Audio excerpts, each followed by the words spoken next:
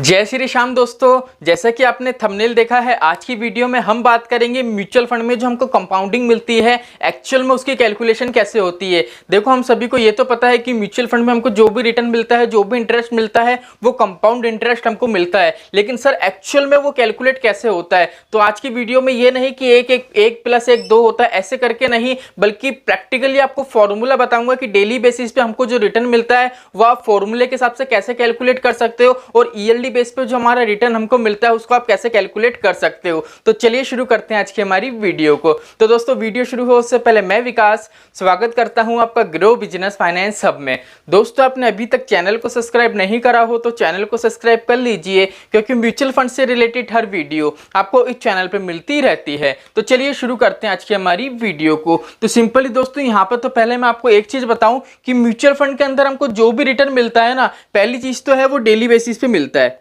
Daily basis पे हमको return मिलता है। अब वीडियो स्टार्ट करने से पहले यहाँ पे मैं आपको एक चीज और बता दूं, यहाँ पे जितना भी मैं आपको कैलकुलेशन बताऊंगा वो सिर्फ कंपाउंडिंग की बात करूंगा। आप ये मत बोलना कि सर जैसे मान लीजिए हमने 1000 रुपये इन्वेस्ट करे, मान लीजिए ये हमारे 1100 रुपये हो गए, ठीक है, तो सर डेली बेसिस पे जो रिटर्न मिलता है उसमें से हमारे चार्जेस भी कटते हैं, एक्सपेंस रेशो वगैरह कटता है। सर वो आपने नहीं बताया। देखो क्या होता है, डेली बेसिस पे हमको जितना भी रिटर्न मिलता है, ठीक है, वो क्या होता है, डेली बेसिस पे जो भी रिटर्न मिलेगा उसमें से पहले क्या होता है, फंड मैनेजर की जो फीस होती है, एक्सपेंस रेशो वगैरह जितने भी चार्जेस होते हैं वो चार्जेस कट करे जाते हैं, उसके बाद ही हमको रिटर्न शो करा जाता है, ठीक है। इसलिए एक्सपेंस रेशो वगैरह की बात इस वीडियो में नहीं होगी। तो चलिए शुरू करते हैं आज की हमारी वीडियो को। तो दोस्तों, म्यूचुअल फंड के अंदर जो हमको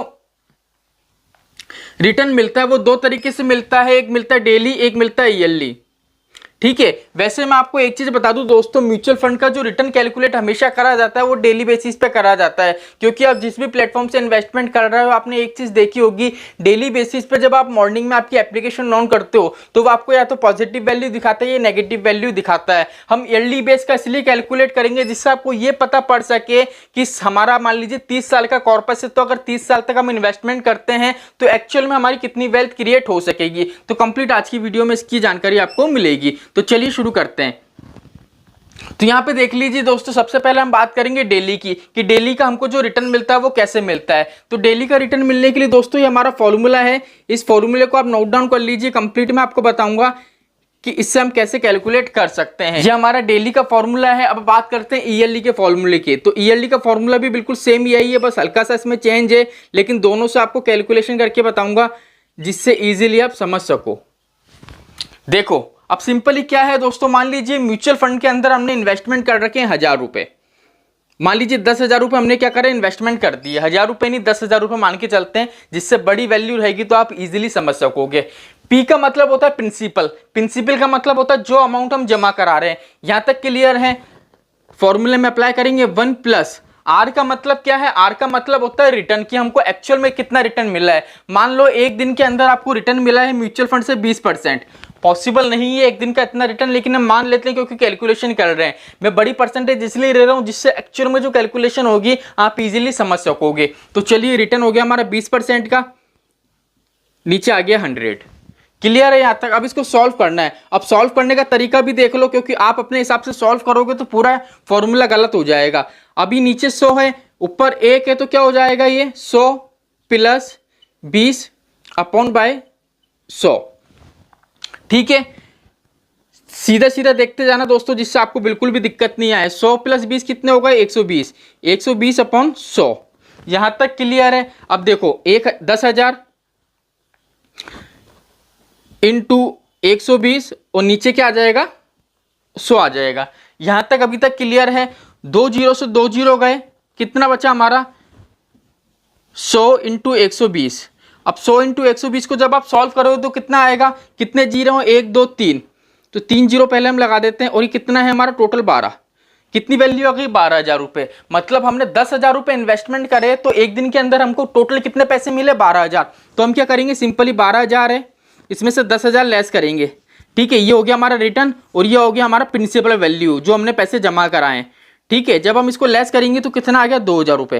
तो हमको ये पता पड़ गया कि एक दिन के अंदर अगर हमको 20% रिटर्न मिला है तो कंपाउंडिंग के हिसाब से हमको कितना रिटर्न मिल गया है, 2000 रुपए का हमको रिटर्न मिला है। यहां तक क्लियर है दोस्तों। चलिए अब बताते हैं ईएलडी बेस पे। मान लीजिए ईएलडी बेस पे हमको 20% का रिटर्न मिला है और हमने टोटल इन्वेस्टमेंट जो करा है वो करा है हमने मान लीजिए 2 साल का, 2 साल तक हमने पैसा जमा करा है। ठीक है, प्रिंसिपल मान लीजिए वही हमने 10,000 रुपए इन्वेस्ट करें, रिटर्न 20% मैंने आपको बता ही दिया है। ठीक है, अब फॉर्मूले में चेंजेस क्या है, जो एन लिखा हुआ है, एन का मतलब ये होता है साल, कि कितने साल तक आप पैसा जमा करा रहे हो। 2 साल के लिए करा रहे हो तो यहाँ पे सिंपली 2 लिख देंगे। अब क्या होगा दोस्तों, वही की वो वैसे ही सॉल्व होगा जैसे हमने पहले करा था, 100 प्लस 20/100, फिर ये 10,000 नीचे आ जाएगा आपका 120/100। ठीक है, यहाँ पे होल स्क्वायर लगा लेना दोस्तों सब में। ठीक है, अब कैसे सॉल्व होगा, 10,000 into 120 into 120 upon by 100 into 100। अब ये क्यों आया, क्योंकि होल स्क्वायर करके 2 है दोस्तों, इसलिए हमने क्या करा, जो ये ब्रैकेट में वैल्यू है उसको 2 बार लिख दिया। चलिए अब इसको सॉल्व करते हैं। सॉल्व कैसे करेंगे, 2 जीरो से 2 जीरो गया, 2 जीरो से हमारा 2 जीरो गया, तो टोटल वैल्यू कितनी बची हमारे पास, 120 इंटू 120। जब हम इसको सॉल्व करेंगे तो कितनी वैल्यू आएगी, 14,400। अब यहाँ पे देखो हमने इन्वेस्टमेंट कितना करा था, 10,000, तो 14,400 में से हम क्या करेंगे दोस्तों, हमारे 10,000 लेस करेंगे तो टोटल कितनी वैल्यू आ जाएगी, 4,400।